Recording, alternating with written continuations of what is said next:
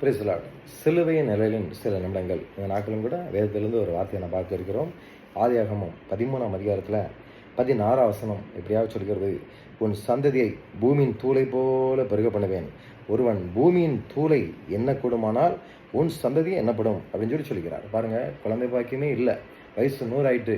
ஆனாலும் கூட ஆண்டவர் கொடுக்குற அந்த வாக்கு பாருங்க, உன் சந்ததி நான் என்ன பண்ணுவேன், பூமியின் தூளை போல பெருக பண்ணுவேன்னு சொல்கிறார். அது மாத்திரமல்ல, ஆதியாகமம் 15ஆம் அதிகாரத்திலையும் 5ஆம் வசனத்தில் பார்த்தீங்கன்னா, அவர் அவனை வெளியே அழைத்து, நீ வானத்தை அண்ணாந்து பார், நட்சத்திரங்களை பார், உன்னை என்ன கூடுமானால் அவைகளை என்ன என்று சொல்லி, பின்பு அவனை நோக்கி உன் சந்ததி இவ்வனமாக இருக்கின்றார். வானத்து நட்சத்திரங்களை யாராவது என்ன முடியுமா பாருங்க, அந்த அளவுக்கு உன் சந்ததியை நான் பெருக பண்ணுவேன், பூமியின் தூளை போல உன் சந்ததியை நான் பெருக பண்ணுவேன் அப்படிங்கிறார். பிரியமல்ல, எண்ணி முடியாத அளவுக்கு அவனை ஆசீர்வதிப்பேன் அப்படின்னு சொல்லிக்கிறார். அதே போல் இன்னைக்கு நம்முடைய வாழ்க்கையில் நம்முடைய குழந்தை பாக்கி இல்லாதபடி இருக்கலாம், ஆனால் ஆண்டவர் அன்னைக்கு அவர் கொடுத்த அந்த வாக்கு தத்துவத்தை விசுவாசிக்கிறார்.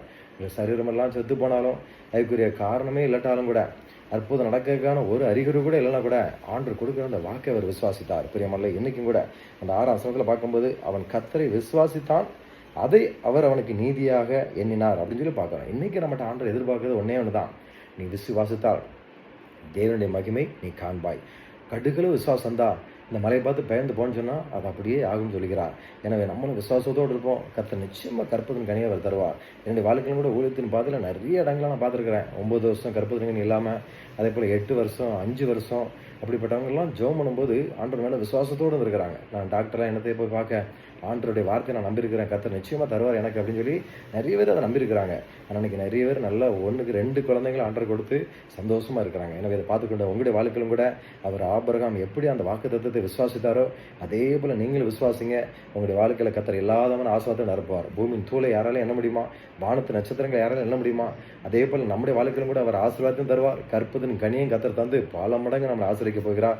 ஒரு விஷயம் கண்களை மூடி நான் ஜெபிக்கலாம். பரிசுத்த நல்ல தகப்பனே, இதை பார்த்துக்கொண்டு உங்களுடைய வாழ்க்கையிலும் கூட இன்றைக்கும் கூட ஆண்டவர் குழந்தை பாக்கியத்துக்கான ஒரு அறிகுறியும் இல்லையே, மருத்துவரையும் பார்த்தாச்சு, நிறைய இடங்களுக்கு அலைஞ்சிட்டோம், ஆனாலும் கூட எங்களுடைய வாழ்க்கையில் குழந்தை பாக்கியம் இல்லையே நினச்சிக்கிட்டு இருக்கலாம்பா.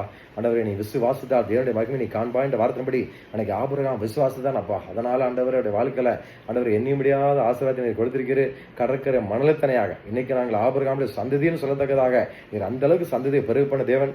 இதை பார்த்துக்கிட்டு உங்களுடைய வாழ்க்கையிலும் கூட, ஐயோ மேரேஜ் ஆகி எத்தனை வருஷம் ஆகிட்டேன், எத்தனை பேர் கேள்வி கேட்குறாங்க, எனக்கு ஒரு கற்புதுங்க நீ இல்லையேன்னு சொல்லி அநேகர் கலங்கி கொண்டிருக்கலாமாப்பா. இன்றைக்கு நாங்கள் ஜெபிக்கிறோம். ஆண்டவரே ஸ்தோத்திரம். இதை விசுவாசத்தோடு யார் யாரெல்லாம் இதை பார்த்து கொண்டிருக்கிறாங்களோ, யார் யாரெல்லாம் அதை விசுவாசிக்கிறாங்களோ, அவருடைய வாழ்க்கை